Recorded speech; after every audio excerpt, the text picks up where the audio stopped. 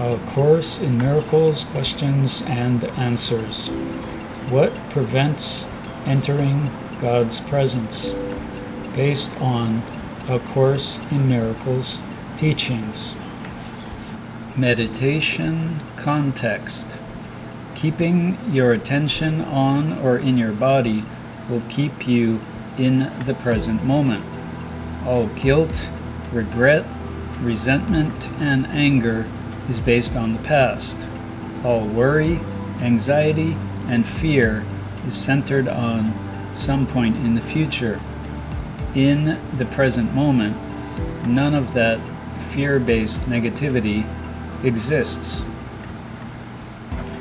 The Course in Miracles text is 1,754 pages long, and the main premise is: nothing real can be threatened, nothing unreal exists. Herein lies the peace of God. Each of my meditation videos will all have from 7 to 10 A Course in Miracles quotations, and after each quotation I will have a short meditation.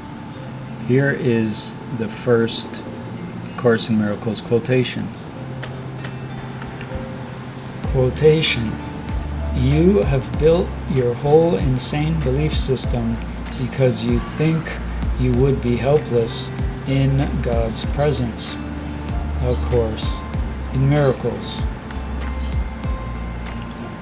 We're going to use the 4-7-8 method. The 4-7-8 breathing technique involves breathing in for 4 seconds, holding the breath for 7 seconds, and then exhaling for 8 seconds. In breath. Hold.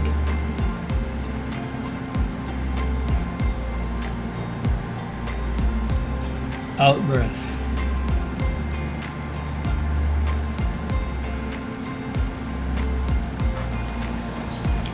Quotation: The darkest of your hidden cornerstones hold your belief in guilt from your awareness, for in that dark and secret place is the realization that you have betrayed God's Son by condemning Him. A Course in Miracles. In breath. Hold.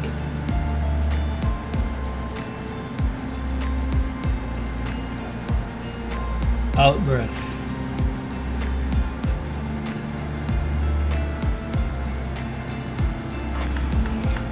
Quotation: You cannot enter God's presence if you attack His Son. A Course in Miracles. In breath. Hold.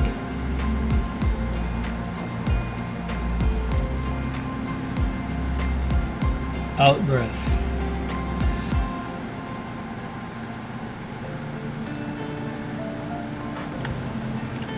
Quotation: Harm is the outcome of judgment.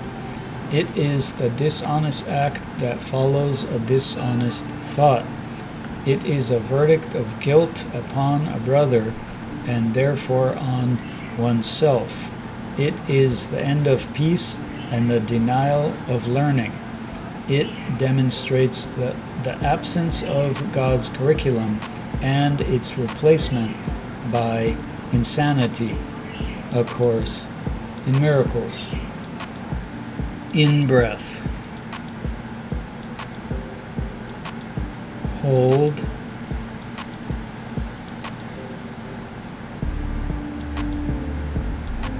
Out breath.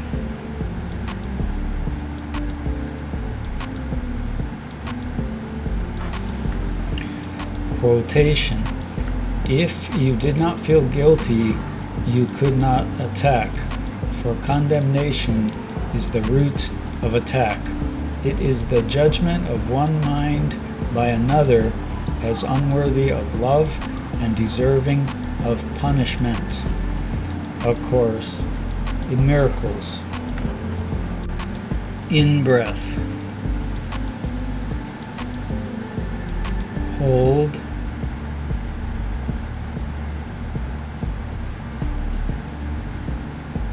Out-breath.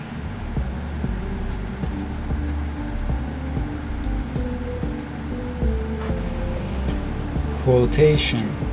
Fear is a judgment never justified. Its presence has no meaning but to show you wrote a fearful script and are afraid accordingly, but not because the thing you fear has fearful meaning in itself. A course in miracles. In-breath. Hold.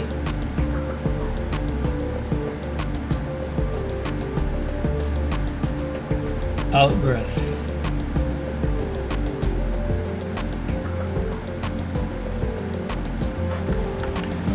Quotation. Look once again upon your brother, not without the understanding that he is the way to heaven or to hell as you perceive him. But forget not this, the role you give to him is given you, and you will walk the way you pointed out to him, because it is your judgment on yourself. Of course, in miracles. In-breath. Hold.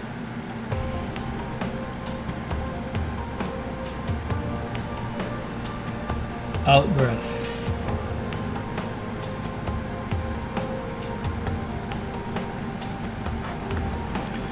Quotation. What are errors but illusions that remain unrecognized for what they are? Where truth has entered, errors disappear. They merely vanish, leaving not a trace by which to be remembered. They are gone because, without belief, they have no life. Of course, in miracles. In-breath. Hold.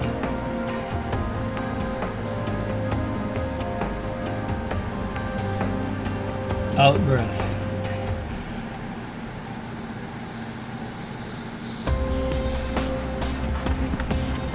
Quotation. Leave all decisions to the one who speaks for God and for your function as he knows it.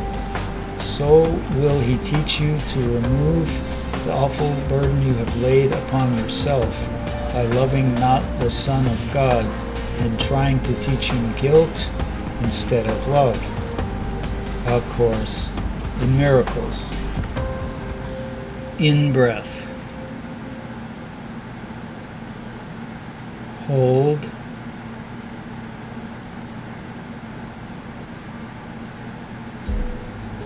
Out-breath.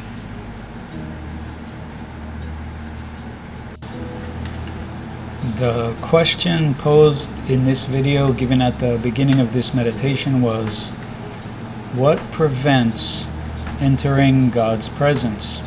And the quotations that best elaborate on this will be shown here now. The text that I highlighted in green says, you cannot enter God's presence if you attack his Son. This first quotation that I selected obviously states that if you attack God's Son, then you cannot enter God's presence. The question is, what specifically is implied by to attack? Does that mean only a physical attack? Or does it mean a verbal attack? Or an attack of betrayal? A thought of attack? Etc. And how long are you not allowed to enter God's presence if you engage in attack upon his Son? Is it a type of punishment, or is it a law of the universe that God has created, or something like that? This course discusses the importance of forgiveness and non-judgmentalness, so surely God also practices forgiveness and non-judgmentalness, right?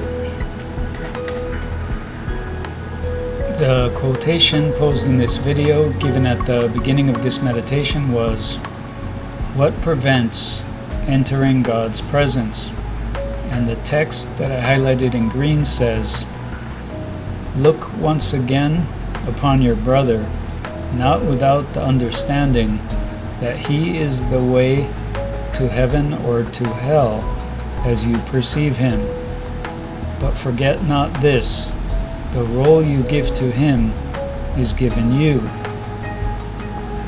This quotation seems to imply that the people around us, also known as our brothers, provide the way to experiencing either heaven or hell based on how we perceive others, and that the role we give to another is the role that is given to us. Again, the question posed in this video, given at the beginning of this meditation, was, what prevents entering God's presence? And the text that I highlighted in green says, "Leave all decisions to the one who speaks for God and for your function as he knows it.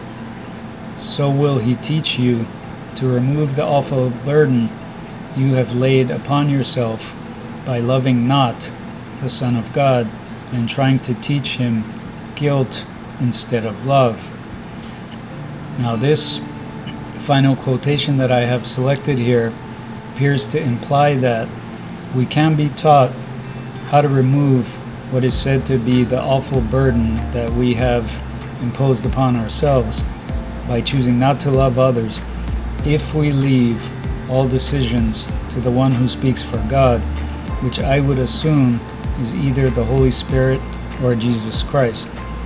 It also is implying that we are trying to teach the Son of God guilt instead of love, which again, it says is an awful burden that we have imposed upon ourselves that we can be taught how to remove.